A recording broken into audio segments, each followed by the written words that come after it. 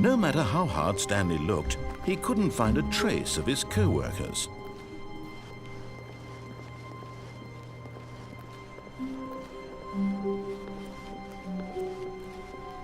When Stanley came to a set of 2 open doors, he entered the door on his left.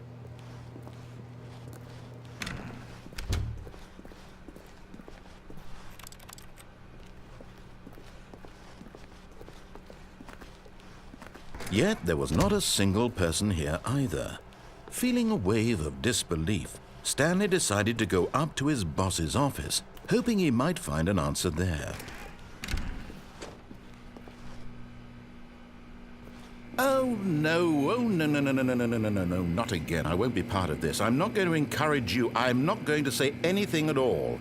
I'm just going to be patient and wait for you to finish whatever it is you enjoy doing so much in this room. Please take your time.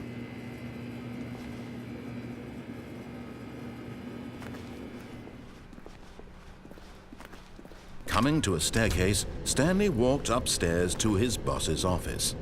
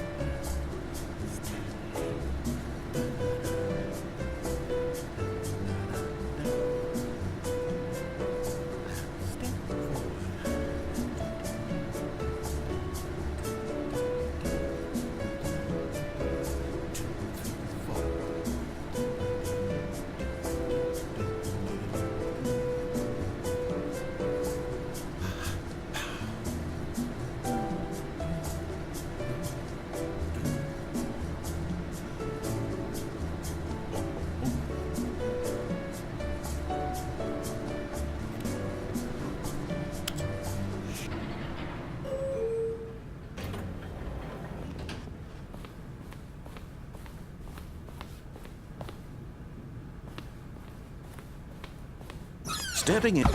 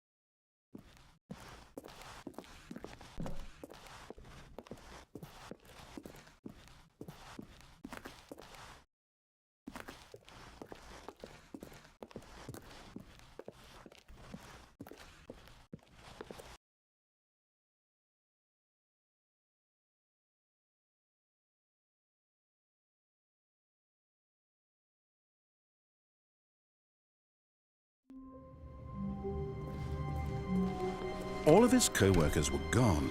What could it mean? Stanley decided to go to the meeting room. Perhaps he had simply missed a memo. No matter how hard Stanley looked, he couldn't find a trace of his co-workers.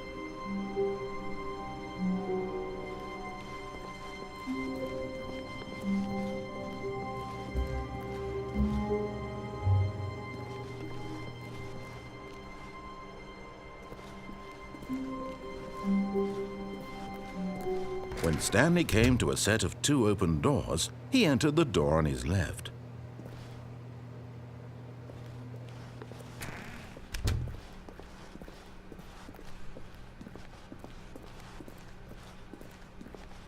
Yet there was not a single person here either. Feeling a wave of disbelief, Stanley decided to go up to his boss's office, hoping he might find an answer there.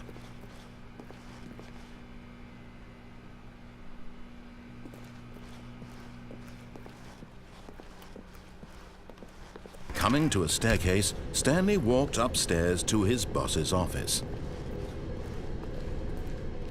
But Stanley just couldn't do it. He considered the possibility of facing his boss. Admitting he had left his post during work hours, he might be fired for that. And in such a competitive economy, why had he taken that risk? All because he believed everyone had vanished? His boss would think he was crazy. And then something occurred to Stanley.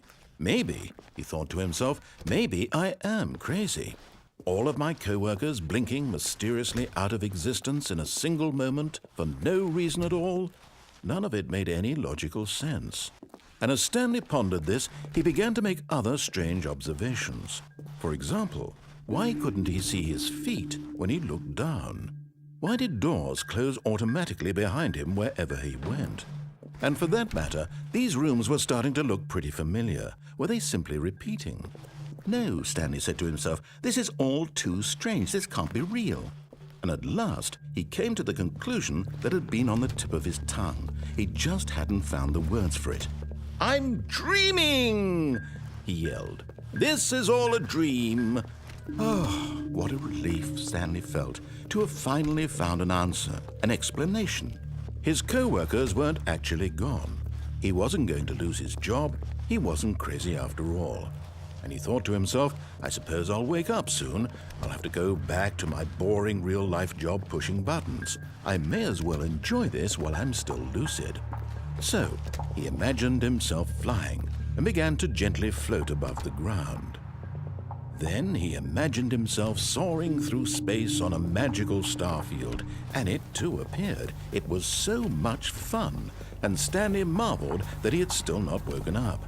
How was he remaining so lucid? And then perhaps the strangest question of them all entered Stanley's head. One he was amazed he hadn't asked himself sooner. Why is there a voice in my head dictating everything that I'm doing and thinking? Now the voice was describing itself being considered by Stanley, who found it particularly strange. I'm dreaming about a voice describing me, thinking about how it's describing my thoughts, he thought. And while he thought it all very odd and wondered if this voice spoke to all people in their dreams, the truth was that, of course, this was not a dream. How could it be? Was Stanley simply deceiving himself, believing that if he's asleep, he doesn't have to take responsibility for himself? Stanley is as awake right now as he's ever been in his life. Now, hearing the voice speak these words was quite a shock to Stanley. After all, he knew for certain, beyond a doubt, that this was in fact a dream. Did the voice not see him float and make the magical stars just a moment ago? How else would the voice explain all that? This voice was a part of himself too. Surely, if he could just... He would prove it. He would prove that he was in control, that this was a dream. So he closed his eyes gently, and he invited himself to wake up. He felt the cool weight of the blanket on his skin, the press of the mattress on his back, the fresh air of a world outside this one. Let me wake up, he thought to himself. I'm through with this dream. I wish it to be over. Let me go back to my job. Let me continue pushing the buttons. Please, it's all I want. I want my apartment and my wife, and my job. All I want is my life exactly the way it's always been. My life is normal. I am normal. Everything will be fine. I am okay.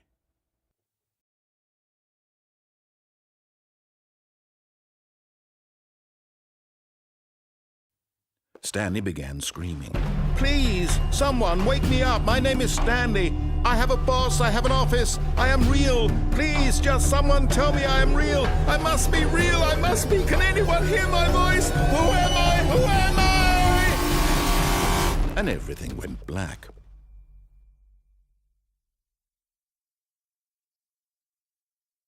This is the story of a woman named Mariella. Mariella woke up on a day like any other. She arose, got dressed, gathered her belongings, and walked to her place of work. But on this particular day, her walk was interrupted by the body of a man who had stumbled through town talking and screaming to himself, and then collapsed dead on the sidewalk.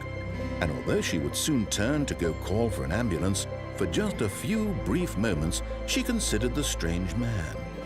He was obviously crazy. This much she knew. Everyone knows what crazy people look like.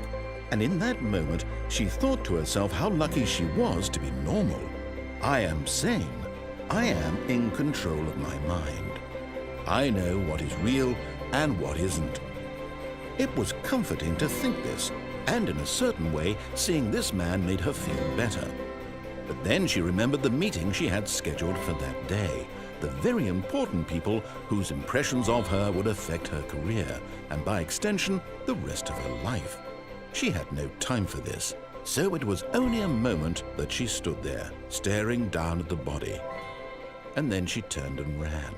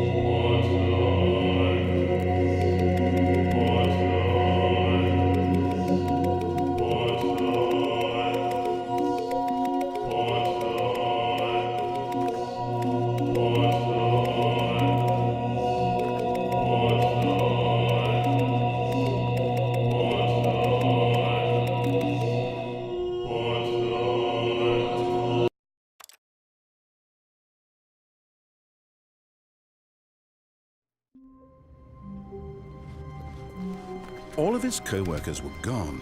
What could it mean? Stanley decided to go to the meeting room. Perhaps he had simply missed a memo.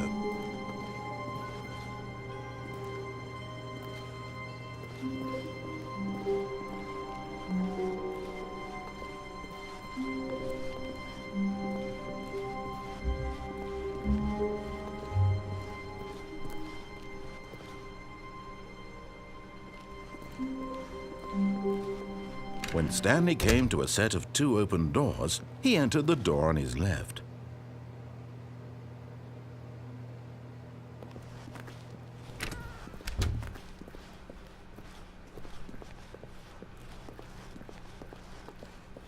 Yet there was not a single person here either. Feeling a wave of disbelief, Stanley decided to go up to his boss's office, hoping he might find an answer there. Coming to a staircase, Stanley walked upstairs to his boss's office.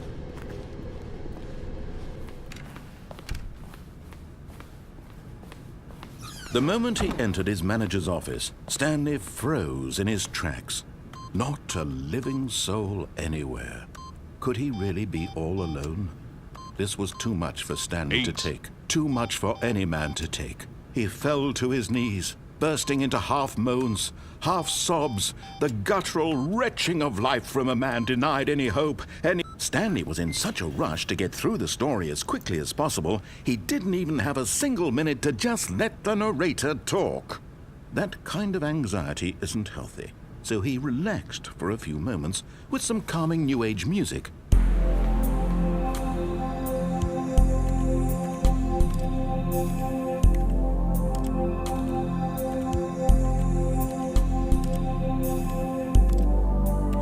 Feeling soothed and rejuvenated, Stanley calmly walked forward into the opened passageway.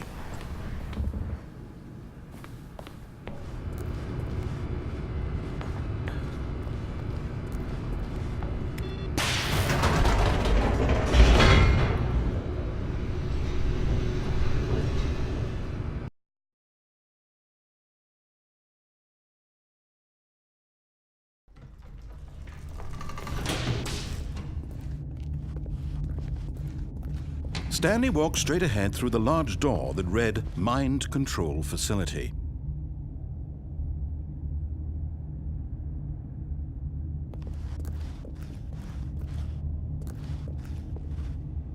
Although this passageway had the word Escape written on it, the truth was that at the end of this hall, Stanley would meet his violent death.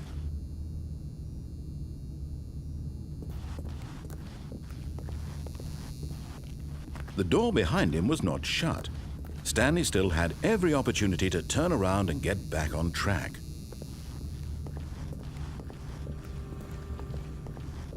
At this point, Stanley was making a conscious, concerted effort to walk forward and willingly confront his death.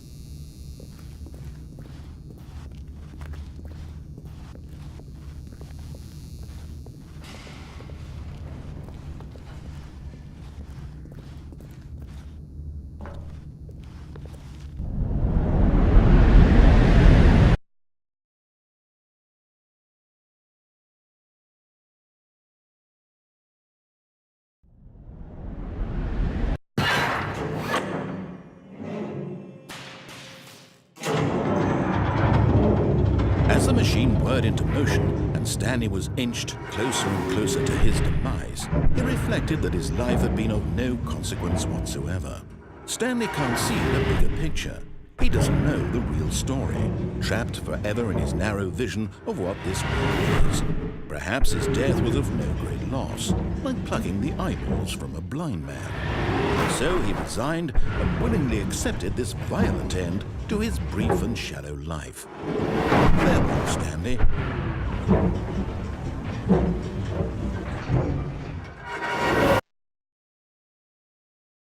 "Farewell, Stanley," cried the narrator, as Stanley was led helplessly into the enormous metal jaws. In a single visceral instant, Stanley was obliterated as the machine crushed every bone in his body, killing him instantly.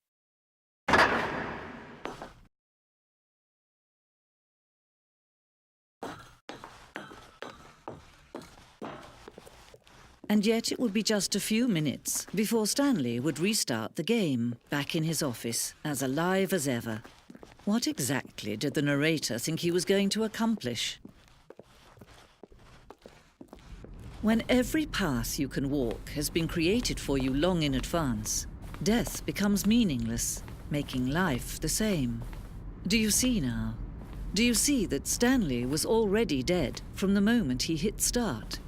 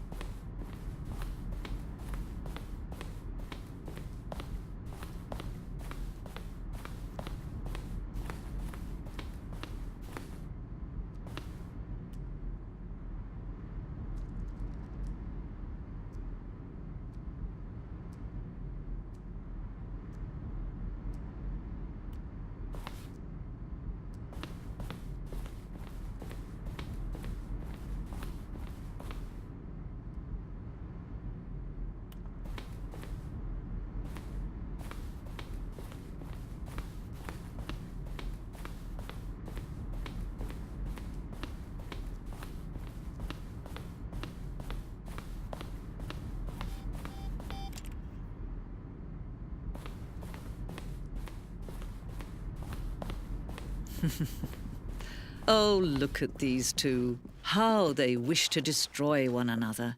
How they wish to control one another. How they both wish to be free. Can you see? Can you see how much they need one another? No, perhaps not. Sometimes these things cannot be seen. But listen to me. You can still save these two. You can stop the program before they both fail. Push escape and press quit. There's no other way to beat this game. As long as you move forward, you'll be walking someone else's path. Stop now and it'll be your only true choice. Whatever you do, choose it. Don't let time choose for you. Don't let time...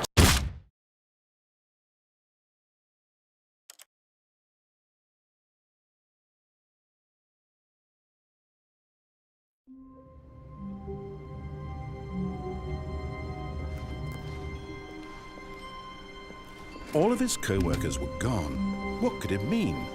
Stanley decided to go to the meeting room. Perhaps he had simply missed a memo.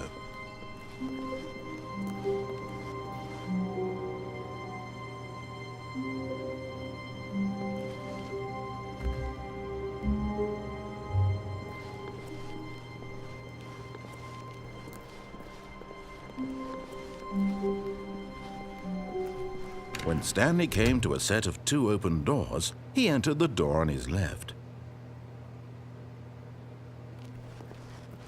This was not the correct way to the meeting room, and Stanley knew it perfectly well. Perhaps he wanted to stop by the employee lounge first, just to admire it. Standing now in this incredible room, Stanley for the first time, but eager to get back to business, Stanley took the first open door on his left. Stanley was so bad at following directions, it's incredible he wasn't fired years ago. Look, Stanley, I think perhaps we've gotten off on the wrong foot here. I'm not your enemy, really, I'm not. I realize that investing your trust in someone else can be difficult, but the fact is that the story has been about nothing but you all this time. There's someone you've been neglecting, Stanley. Someone you've forgotten about. Please, stop trying to make every decision by yourself. Now, I'm not asking for me, I'm asking for her. This is it, Stanley. Your chance to redeem yourself, to put your work aside, to let her back into your life. She's been waiting. That's her, Stanley. You need to be the one to do this, to reach out to her. If you can truly place your faith in another, then pick up the phone.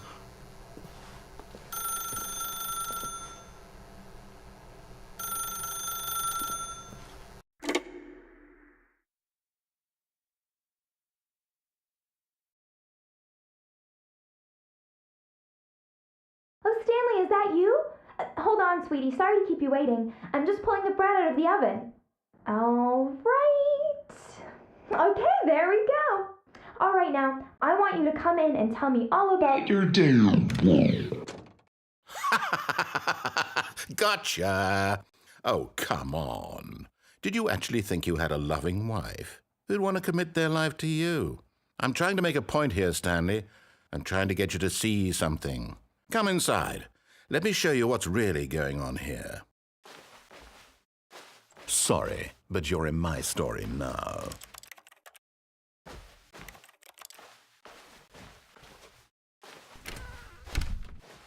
This is a very sad story about the death of a man named Stanley. Stanley is quite a boring fellow. He has a job that demands nothing of him, and every button that he pushes is a reminder of the inconsequential nature of his existence. Look at him there, pushing buttons, doing exactly what he's told to do. Now he's pushing a button. Now he's eating lunch. Now he's going home. Now he's coming back to work. One might even feel sorry for him, except that he's chosen this life. But in his mind, In his mind, he can go on fantastic adventures. From behind his desk, Stanley dreamed of wild expeditions into the unknown, fantastic discoveries of new lands. It was wonderful, and each day that he returned to work was a reminder that none of it would ever happen to him. And so he began to fantasize about his own job. First, he imagined that one day while at work, he stepped up from his desk to realize that all of his co-workers, his boss, everyone in the building had suddenly vanished off the face of the earth. The thought excited him terribly. So he went further. He imagined that he came to 2 open doors and that he could go through either. At last, choice. It barely even mattered what lay behind each door. The mere thought that his decisions would mean something was almost too wonderful to behold. As he wandered through this fantasy world, he began to fill it with many possible paths and destinations. Down one path lay an enormous round room with monitors and mind controls. And down another was a yellow line that weaved in many directions, and down another was a game with a baby. And he called it the Stanley Parable. It was such a wonderful fantasy, and so in his head he relived it again, and then again, and again, over and over, wishing beyond hope that it would never end, that he might always feel this free. Surely there's an answer down some new path, mustn't there be? Perhaps if he played just one more time.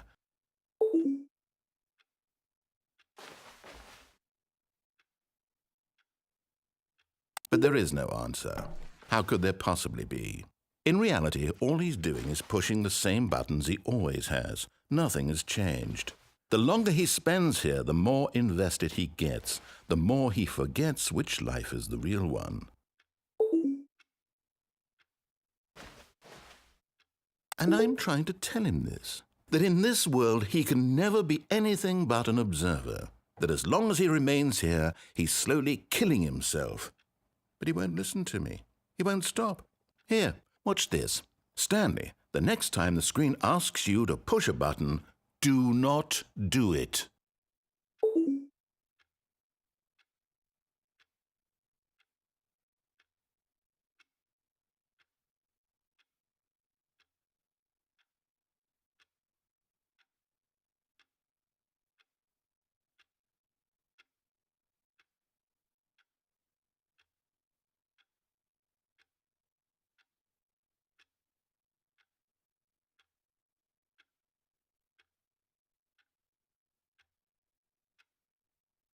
You see? Can he just not hear me? How can I tell him in a way that he'll understand that every second he remains here, he's electing to kill himself? How can I get him to see what I see? How can I make him look at himself?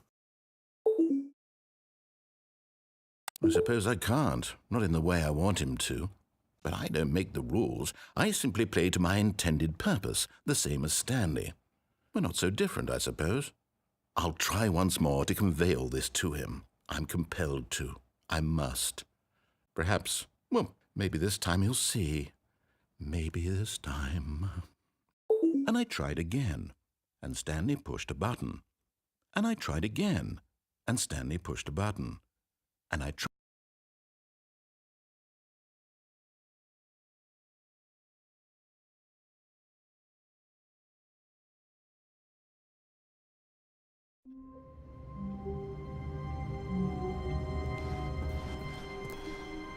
Stanley decided to go to the meeting room to check on his co-workers. He never functioned well by himself and constantly needed support and guidance from others, so the thought of total solitude was terrifying to him.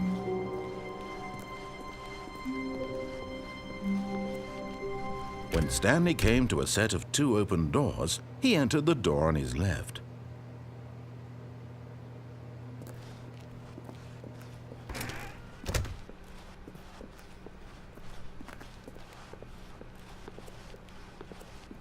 Yet there was not a single person here either.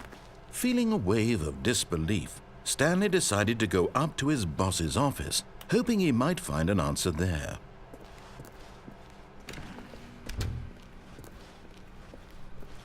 Coming to a staircase, Stanley walked upstairs to his boss's office.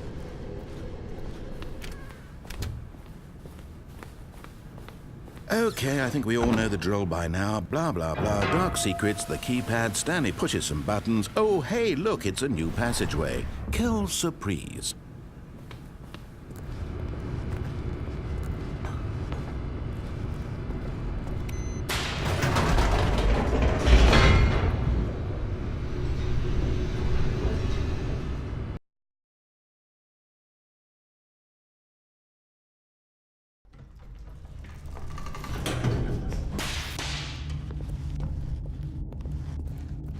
Stanley walked straight ahead through the large door that read Mind Control Facility.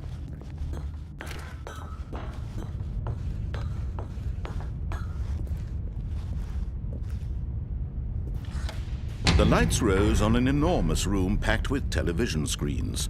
What horrible secret did this place hold? Stanley thought to himself. Did he have the strength to find out?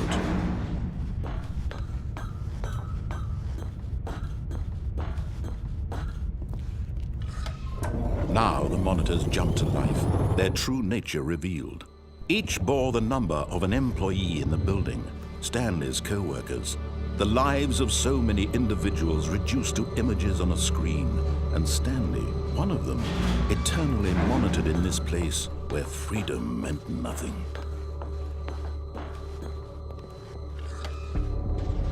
This mind control facility, it was too horrible to believe. It couldn't be true.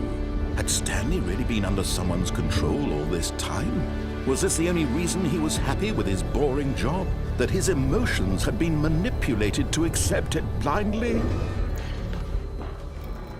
No, he refused to believe it. He couldn't accept it. His own life in someone else's control? Never! It was unthinkable. Wasn't it? Was it even possible? Had he truly spent his entire life utterly blind to the world? But here was the proof, the heart of the operation. Controls labeled with emotions, happy or sad or content.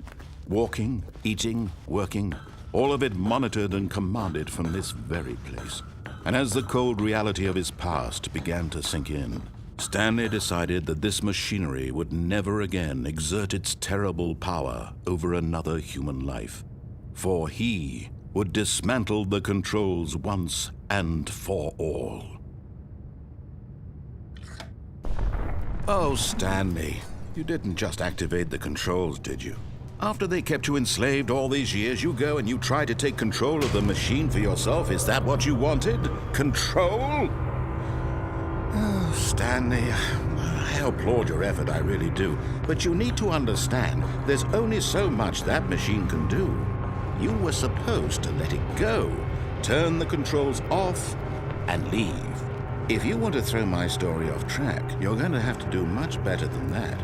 I'm afraid you don't have nearly the power you think you do. For example, and I believe you'll find this pertinent, Stanley suddenly realized he had just initiated the network's emergency detonation system. In the event that this machine is activated without proper DNA identification, nuclear detonators are set to explode, eliminating the entire complex.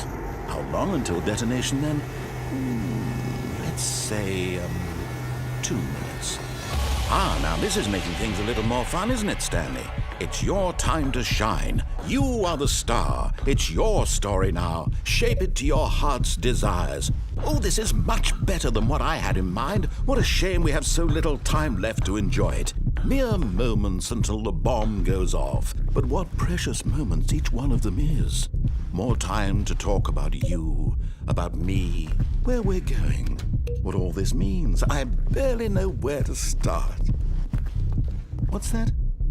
You'd like to know where your co-workers are?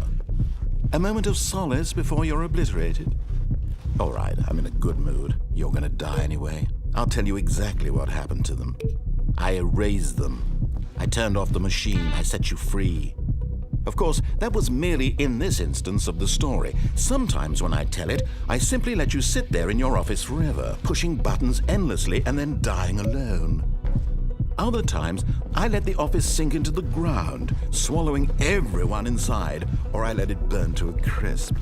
I have to say this, though, this version of events has been rather amusing. Watching you try to make sense of everything and take back the control wrested away from you, it's quite rich. I almost hate to see it go.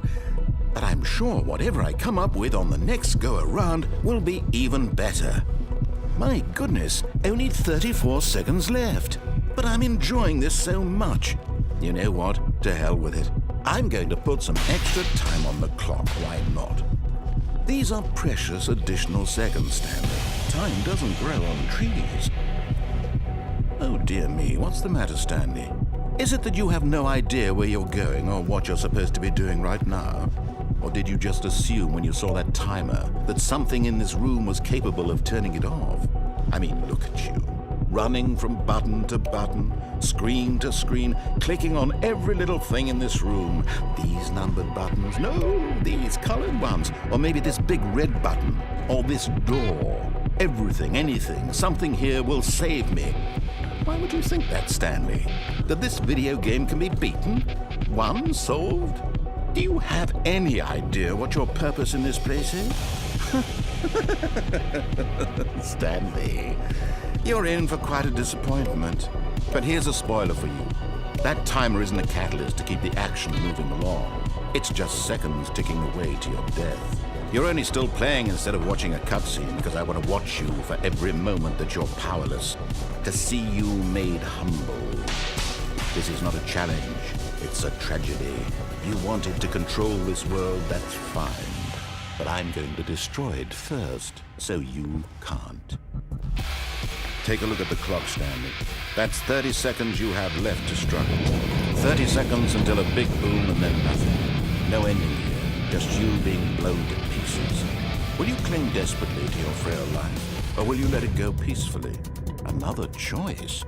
Make it count, or don't. It's all the same to me, all a part of the joke.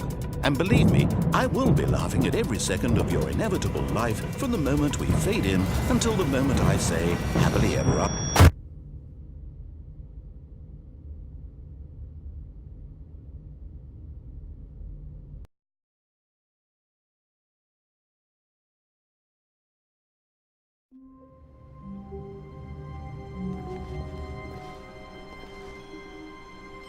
Even now, Stanley's office was a distant memory.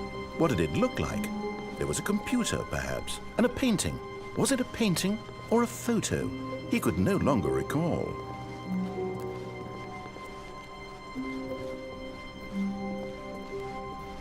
When Stanley came to a set of 2 open doors, this was not the correct way to the meeting room, and Stanley knew it perfectly well. Perhaps he wanted to stop by the employee lounge first, just to admire it. Stanley felt lightheaded, butterflies in his stomach, giddy in a way he had never known before. Was it this room? A connection between the two? Could a man love a room? I mean, truly, truly, deeply, madly love.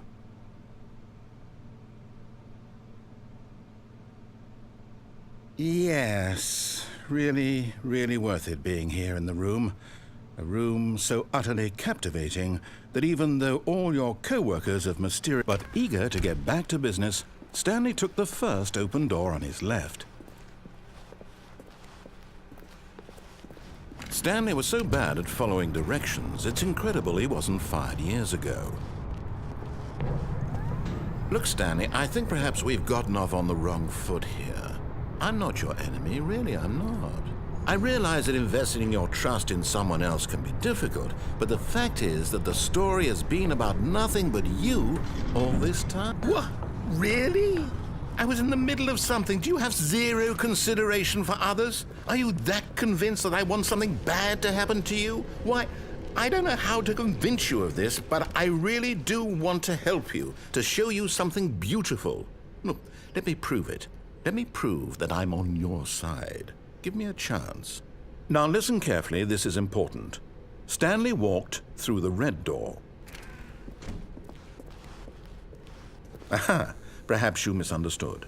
Stanley walked through the red door.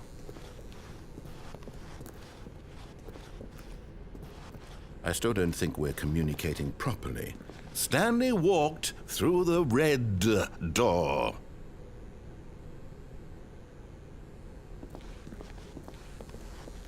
Oh, thank God you are willing to listen to me. Do you see that I really have wanted you to be happy all this time? The problem is all these choices. The two of us always trying to get somewhere that isn't here. Running and running and running, just the way you're doing right now. Don't you see that it's killing us, Stanley? I wanted to stop. We would both be so much happier if we just stopped. And I think I have a solution. Here, let me show you.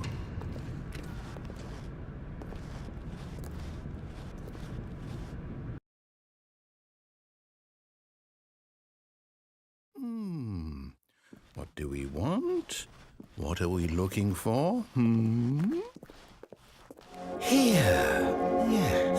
Oh, it's beautiful, isn't it? If we just stay right here, right in this moment with this place, Stanley, I think I feel happy. I actually feel happy.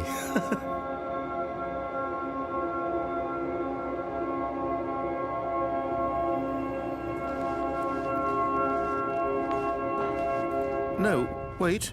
Where are you going?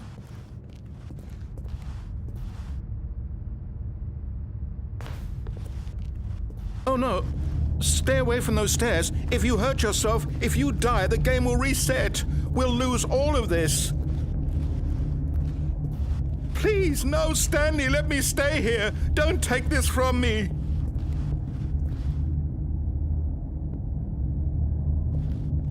No! Oh, thank God you lived. You had me worried there for a moment. Now, can we please get back to the other room?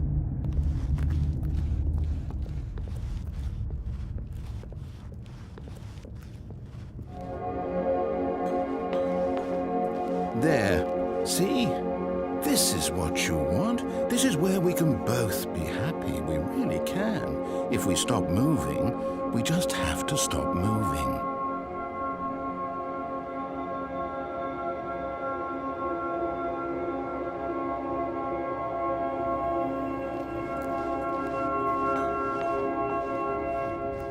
Stanley, go back. There's nothing good that can come from this.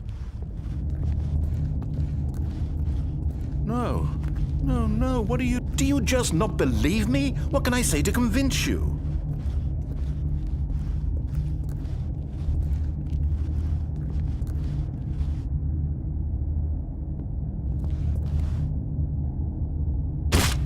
Stanley, let's go back to the other room. Can you do that for me?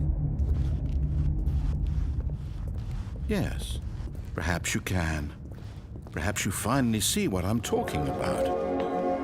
I know you'll see that we can't be happy if we leave this place. You can see that, can't you?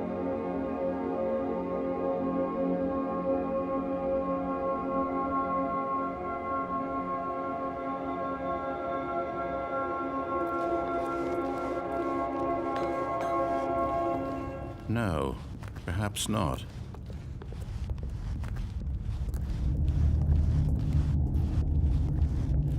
My God, is this really how much you dislike my game? That you'll throw yourself from this platform over and over to be rid of it? You are literally willing to kill yourself to keep me from being happy. Am I reading the situation correctly?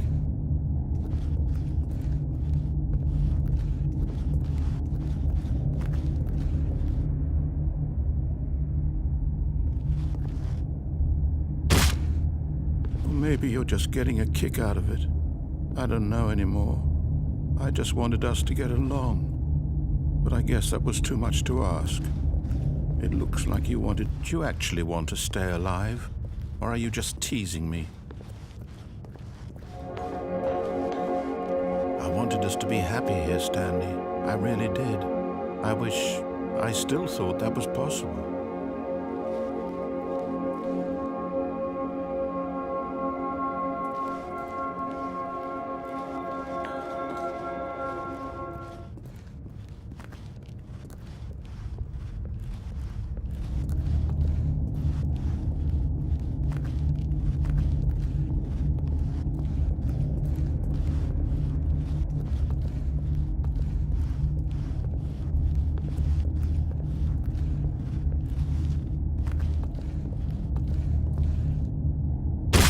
Is it over?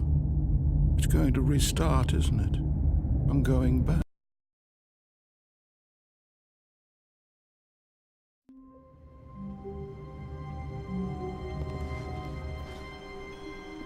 All of his co-workers were gone. What could it mean? Stanley decided to go to the meeting room. Perhaps he had simply missed a memo.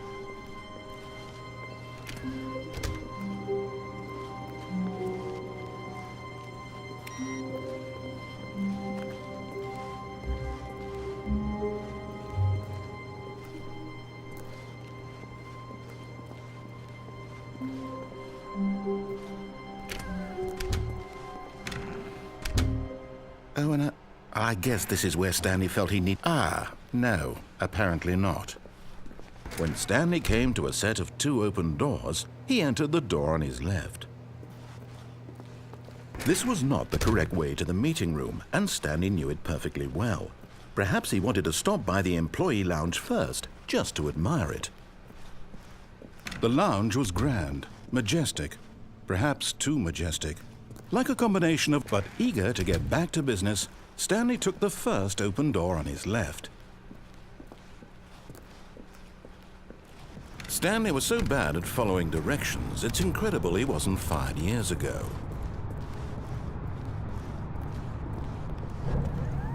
Look, Stanley, I think perhaps we've gotten off on the wrong foot here. I'm not your enemy, really, I'm not. I realize that investing your trust in someone else can be difficult, but the fact is that the story has been about nothing but you all this time. There's someone you've been neglecting, Stanley. Someone you've forgotten about. Please, stop trying to make every decision by yourself. Now, I'm not asking for me, I'm asking for her. This is it, Stanley. Your chance to redeem yourself. To put your work aside, to let her back into your life. She's been waiting. That's her, Stanley. You need to be the one to do this, to reach out to her. If you can truly place your faith in another, then pick up the phone. As Stanley picked up the phone, a white light engulfed him, filling him not just with radiance, but with hope. Hope for a life reunited one... Wait. Oh, goodness. Stanley, did you just unplug the phone? No, that wasn't supposed to be a choice. How did you do that? You actually chose incorrectly? I didn't even know that was possible. Let me double-check. No, it's definitely here, clear as day. Stanley picks up the phone. He's taken to his apartment where he finds his wife, and the two pledge themselves to one another. Music comes in, fade to white, roll credits. Not picking up the phone is actually somehow an incorrect course of action. How is that even possible? None of these decisions were supposed to mean anything. I don't understand. How on earth are you making meaningful choices? What did you... Wait a second. Did I just see... No, that's not possible. I can't believe it. How had I not noticed it sooner? You're not Stanley. You're a real person. I can't believe I was so mistaken. This is why you've been able to make correct and incorrect choices. And to think I've been letting you run around in this game for so long. If you'd made any more wrong choices, you might have negated it entirely. It's as though you completely ignored even the most basic safety protocol for real-world decision-making. Or did you not grasp the severity of the situation? Well, I won't have that kind of risk on my watch. I'm going to stop the game for a moment so we can educate you properly on safe decision-making in the real world. Please observe this helpful instructional video. Choice. It's the best part of being a real person. But if used incorrectly, can also be the most dangerous. For example, in this scenario, a hypothetical real person named Stephen has a choice. He could spend years helping improve the quality of life for citizens of impoverished third world nations. Or he could systematically set fire to every orphan living in a 30-kilometer radius of his house. Which choice would you make? Remember that unlike here, the real world makes sense, and at no time should you make a choice that does not conform to rational logic. If you find yourself speaking with a person who does not make sense, in all likelihood, that person is not real. Allow the person to finish their thought, then provide an excuse why you cannot continue talking. turn to a partner and practice saying, "My goodness, is it 4:30? I'm supposed to be having a back, sack, and crack."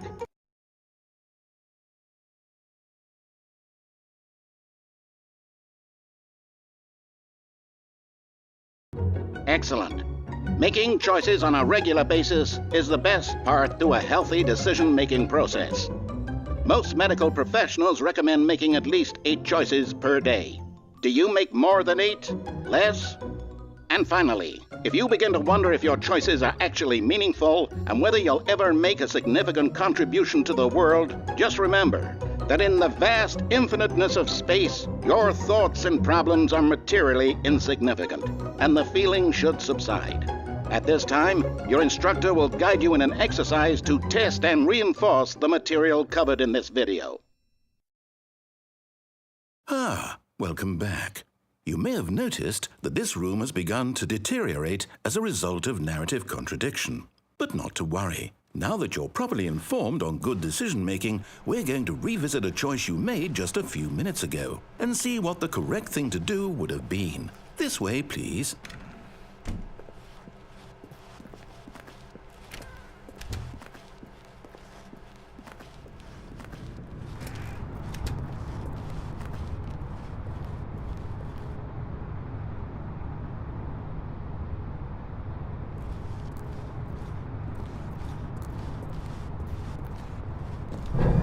Now that we know your choices are meaningful, we can't have you jumping off the platform and dying. Imagine the main character dying senselessly halfway through the story. That story would make no sense at all. We just need to get you home as soon as possible before the narrative contradiction gets any worse. Unfortunately, it seems this place is not well equipped to deal with reality.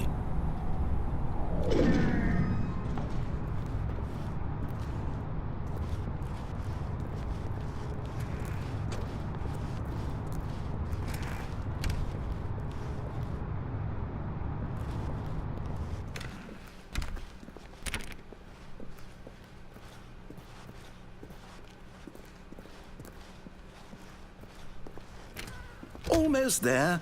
You'll take the door on the left, back to the correct ending, the story will have resolution once again, and you'll be home free in the real world. Now remember, all you need to do is behave exactly as Stanley would. That means choosing responsibly and always putting the story first. I'm quite sure you'll be up to the task. Just follow my lead and you'll be fine. All right. When Stanley came to a set of 2 open doors, he entered the door on his left. No! Why did you do that? Quickly, hurry back in the other direction. Perhaps we're not too late.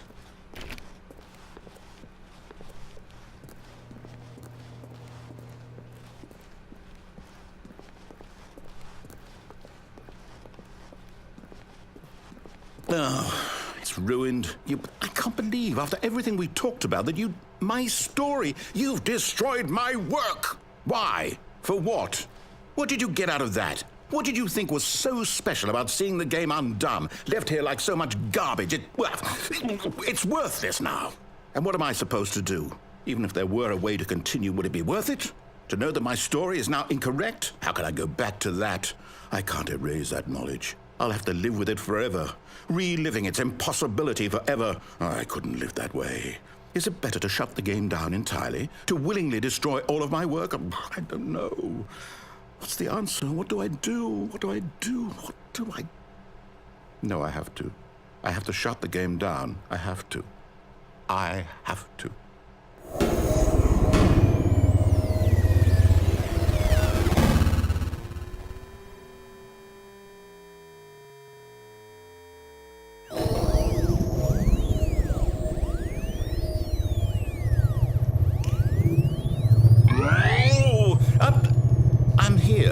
I'm still here in this pile of rubbish, with you, who thought you were so clever.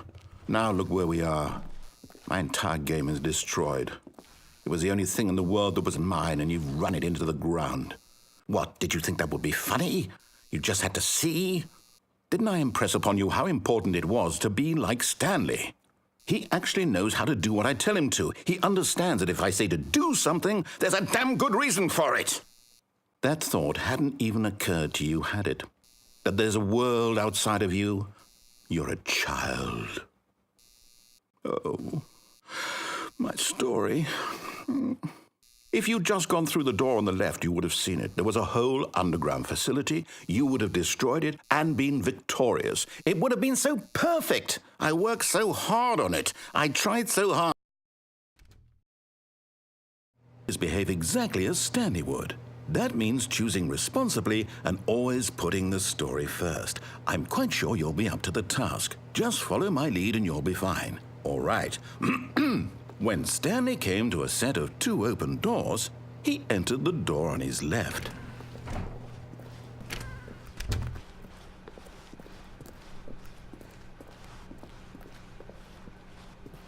Yet there was not a single person here either. Feeling a wave of disbelief, Stanley decided to go up to his boss's office, hoping he might find an answer there.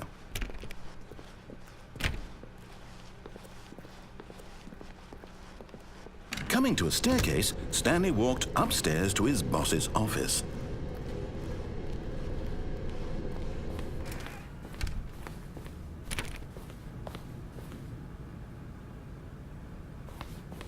Stepping inside his manager's office, Stanley was once again stunned to discover not an indication of any human life. Shocked, unraveled, Stanley wondered in disbelief who orchestrated this, until he saw the door with a voice receiver next to it. Surely behind this door lay all the answers to his questions. And beyond all probability, he knew the passcode. He had seen it on his boss's computer just last week. Night Shark 115. Was this the code to open the door? Would it still work? There was only one way to find out.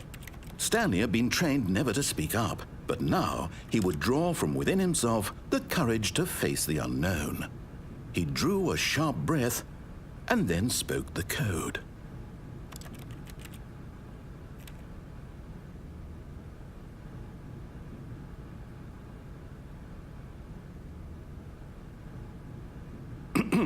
Stanley spoke the code.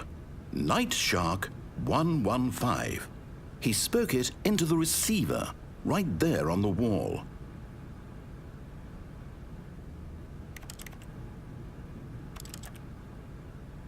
I'm sorry, is there a problem?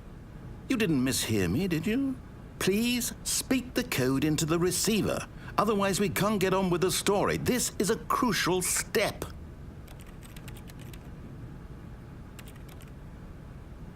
Okay, fine, you're not going to do it, but you know what? It's pretty humiliating to bring you this far, only for you to suddenly decide you have better things to do. I asked you for this one single thing, for your respect. The kind of respect Stanley shows for his choices. He knows what it means to take a story seriously. If you didn't want to see what I had to show you, then why did you come here? You had a choice, you know. You could have gone through the door on the right. You could have done whatever the hell you wanted over there. Why did you come this way? Speak. Say something to me. Explain yourself, you coward. When Stanley came to a set of 2 open doors, he entered the door on his left. Stanley? Hello? Is everything okay? Stanley, please. I need you to make a choice. I need you to walk through the door. Are you listening to me? Can you hear me? Is everything all right? Stanley, this is important. The story needs you. It needs you to make a decision. It cannot exist without you. Do you understand me? Whatever choice you make is just fine. They're both correct. You cannot be wrong here. We can work together. I'll accept whatever you do. I simply need you to take that step forward, please. Choose. Do something. Anything. This is more important than you can ever know. I need this. The story needs it. So, you hear me? Are you there? Are you listening to this? Stanley, are you there? Okay. It's okay, I can wait. You need time to decide. Time to make sure your choice is correct. That is the best choice. That's all right. I'll wait for you to decide what's the right thing to do. Take as much time as you need.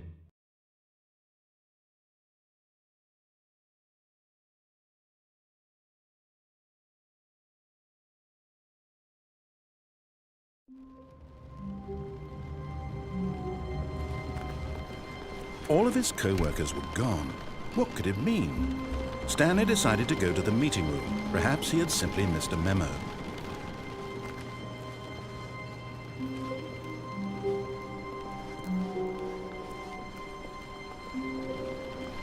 When Stanley came to a set of 2 open doors, he entered the door on his left.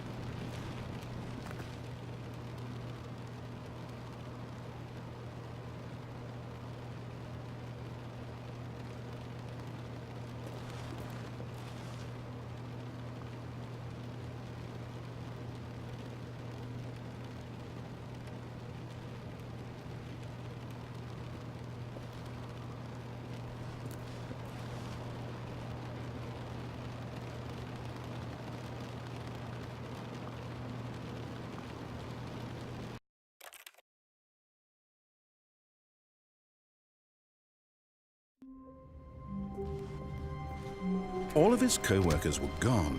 What could it mean? Stanley decided to go to the meeting room. Perhaps he had simply missed a memo.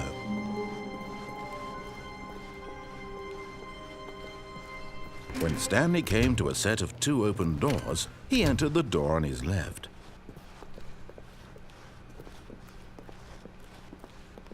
Yet there was not a single person here either.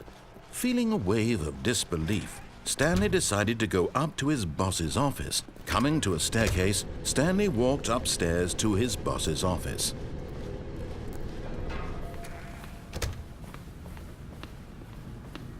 Here's the door, just go.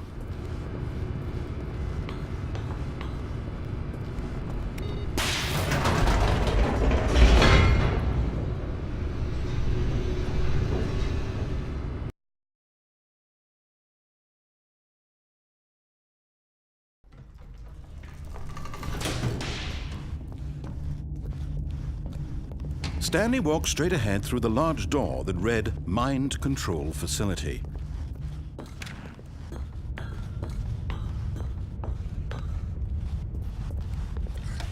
The lights rose on an enormous room packed with television screens. What horrible secret did this place hold? Stanley thought to himself. Did he have the strength to find out?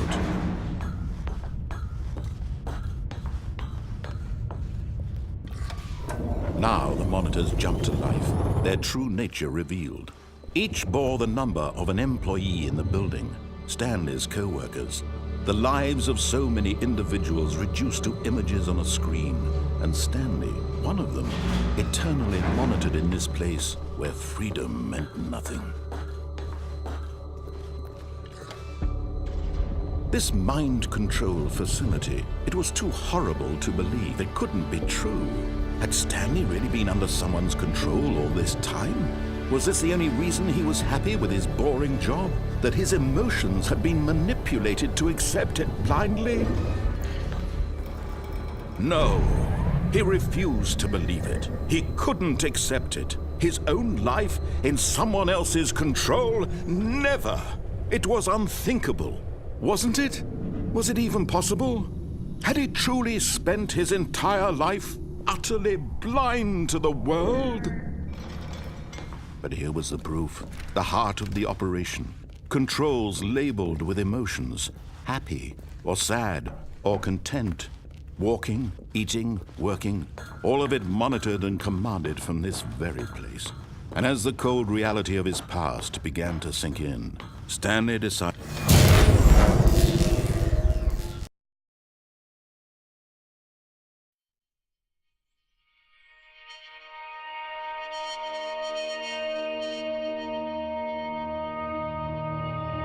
blackness, and a rising chill of uncertainty. Was it over? Yes! He had won! He had defeated the machine, unshackled himself from someone else's command. Freedom was mere moments away. And yet, even as the immense door slowly opened, Stanley reflected on how many puzzles still lay unsolved. Where had his co-workers gone? How had he been freed from the machine's grasp? What other mysteries did this strange building hold? But as sunlight streamed into the chamber, he realized none of this mattered to him, for it was not knowledge or even power that he had been seeking, but happiness. Perhaps his goal had not been to understand, but to let go. No longer would anyone tell him where to go, what to do, or how to feel. Whatever life he lives, it will be his. And that was all he needed to know. It was perhaps the only thing worth knowing. Stanley stepped through the open door. Stanley felt the cool breeze upon his skin, the feeling of liberation, the immense possibility of the new path before him. This was exactly the way, right now, that things were meant to happen. And Stanley was happy.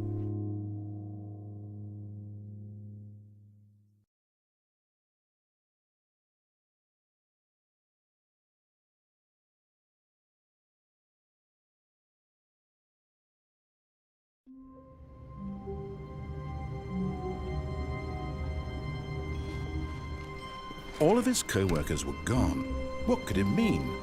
Stanley decided to go to the meeting room. Perhaps he had simply missed a memo.